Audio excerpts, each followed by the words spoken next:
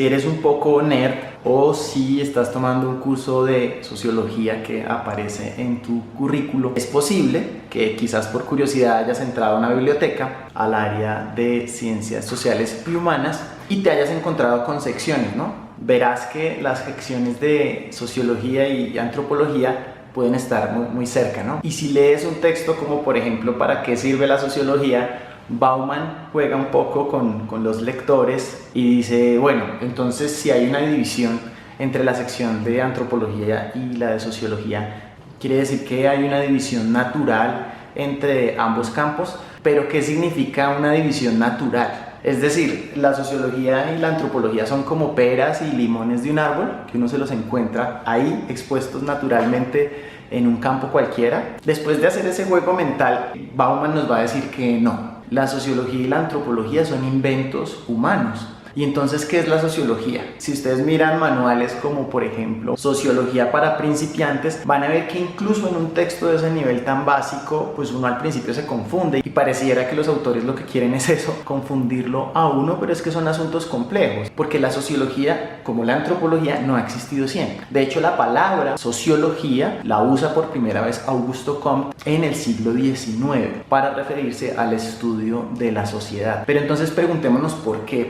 en esa época y qué es lo que diferencia a la sociología entonces de la antropología, que también surge hacia el siglo XIX, un poquito ya entrado el siglo XX.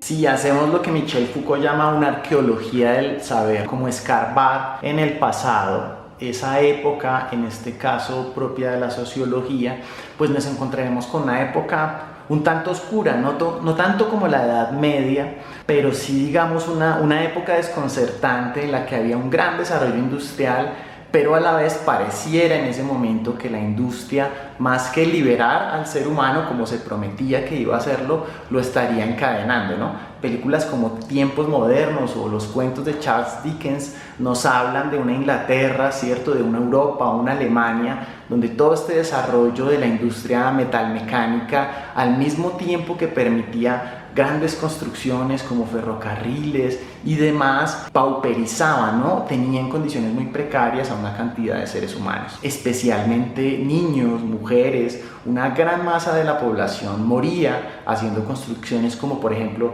a mí me impactó mucho conocer el puente de Brooklyn y ver unas placas que cuentan la cantidad impresionante de personas que morían, de obreros que morían haciendo este puente. Entonces no es casual que en esta época aparecieran pues los que reconocemos hoy como pioneros de la sociología, como Karl Marx, que siguiendo o paralelo a Durkheim decían, bueno, venga, pensemos qué es la sociedad, qué es lo que hace que la sociedad se organice de una manera y no de otra. Pero no estamos hablando de cualquier tipo de sociedad, estamos hablando de la sociedad moderna, y aquí ya comenzamos a encontrar algunas diferencias, por ejemplo con la antropología, porque la antropología, que nace también en ese siglo XIX, un siglo en el que se buscan clasificaciones, así como Darwin nos ofrecía una clasificación de las especies en general y en particular nos hablaba de la evolución del hombre, en la sociología se hablaba de, bueno, entonces cómo es que evolucionan las sociedades, en la antropología cómo fue que llegamos a ser seres humanos, pero hay una diferencia fundamental, y es que la sociología se preocupa entonces por esas sociedades modernas, industrializadas, mientras que la antropología se preocupa por el ser humano mucho más en general. Cuando decimos en general, pues por ejemplo, la antropología estudia la evolución biológica del ser humano, ¿no? Genéticamente, a través del estudio de fósiles del pasado, busca reconstruir esa historia que nos antecede, ¿no?, como especie, mientras que los sociólogos, por ejemplo, figuras como Marx, están analizando es el presente, no se remiten tanto a los componentes biológicos, mucho menos usan, por ejemplo, la arqueología. No quiere decir que no puedan hacerlo, pero digamos que no es su esencia. No se concentran tanto en explorar esas sociedades distantes a la sociedad occidental, como veíamos en otros videos sobre el tema de antropología para otros cursos, sino que más bien aquí la pregunta es la sociedad moderna, esas sociedades industriales, y no tanto para analizar en esas sociedades qué es lo que cambia, qué es lo diverso, sino todo lo contrario, cuál es la constante, cuál es el elemento permanente de estas sociedades, que por ahora pues no vamos a entrar en detalle, ya en otros momentos del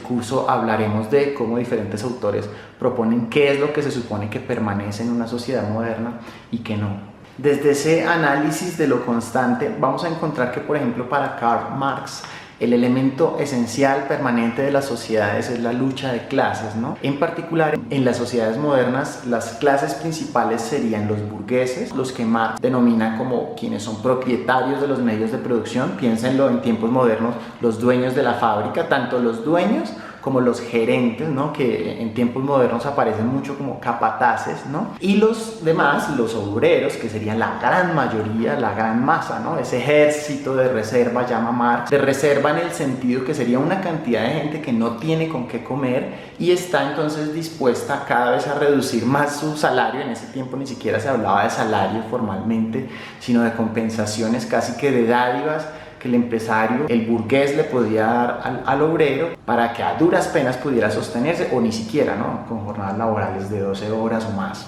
Y entonces lo que nos va a decir Marx es que en esta sociedad moderna lo constante es que haya esa tensión entre clase trabajadora y clase burguesa. Y aquí, pues imagínense, si entramos allá, un tema como para qué sirve la sociología de cara a una profesión como la publicidad, pues casi que intuitivamente uno se va a dar cuenta que la sociología será, como lo decía Pierre Bourdieu, un francés que después retomaría el trabajo de Marx y lo complementaría, la sociología será entonces un deporte de combate, ¿no? Una herramienta de análisis de esa sociedad, de ese conjunto de personas que viven bajo unas normas no necesariamente acordadas, sino incluso muchas veces impuestas, y que entonces dentro de esa imposición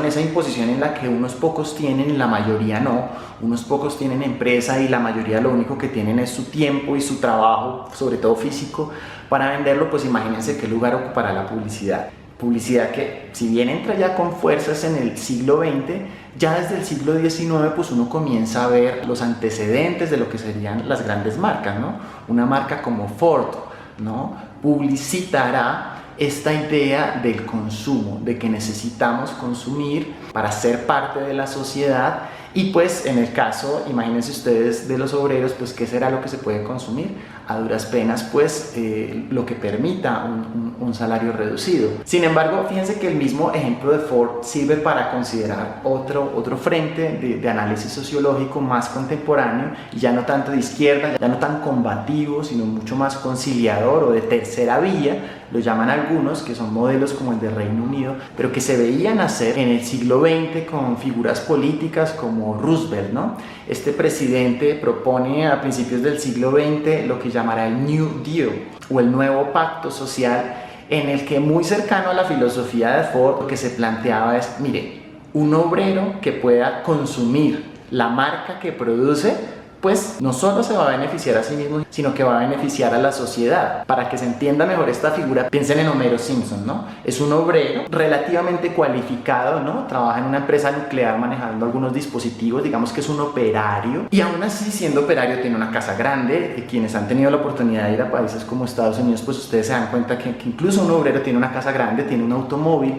Obviamente eso está en crisis ya en la contemporaneidad, pero digamos que en inicios del siglo XX, el modelo del trabajador que puede consumir incluso la marca que produce, como por ejemplo Ford, era viable en los Estados Unidos. Pero justamente al hacer una defensa de la posibilidad de que haya un capitalismo en el que el obrero tenga un estilo de vida decente, digno, no, digamos que claramente pues Homero Simpson, por ejemplo, no tiene la cantidad de ingresos que tiene el señor Burns, pero tiene una vida modesta, ¿no? Y pues en ese contexto, fíjense lo diferente que será el rol que se asigna a la publicidad desde una perspectiva marxista crítica, que será, pues, la publicidad será un cómplice, ¿no? Un cómplice de un sistema capitalista excluyente. Si lo hablamos muy en ese lenguaje del siglo XIX, de ese siglo oscuro en el que el capitalismo naciente al nacer dejaba tanta gente aguantando hambre y tanta gente muerta en el camino, ¿no? Ya en el siglo XX, digamos que perspectivas sociológicas como la de Anthony Giddens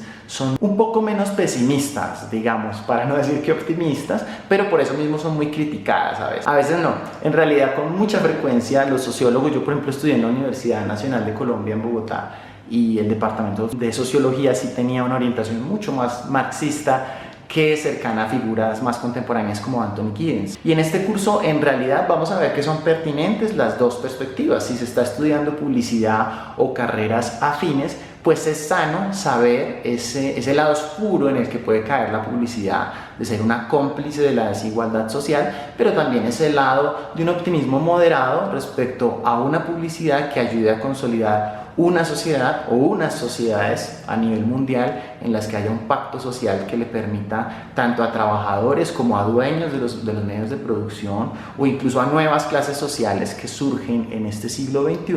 pues gozar de una vida digna y de incluso llegar a articularse para generar un desarrollo sostenible, es decir, la posibilidad de que la especie continúe habitando en este planeta, que por supuesto implicará redefiniciones de cómo se genera la producción y el consumo en la sociedad, ¿no?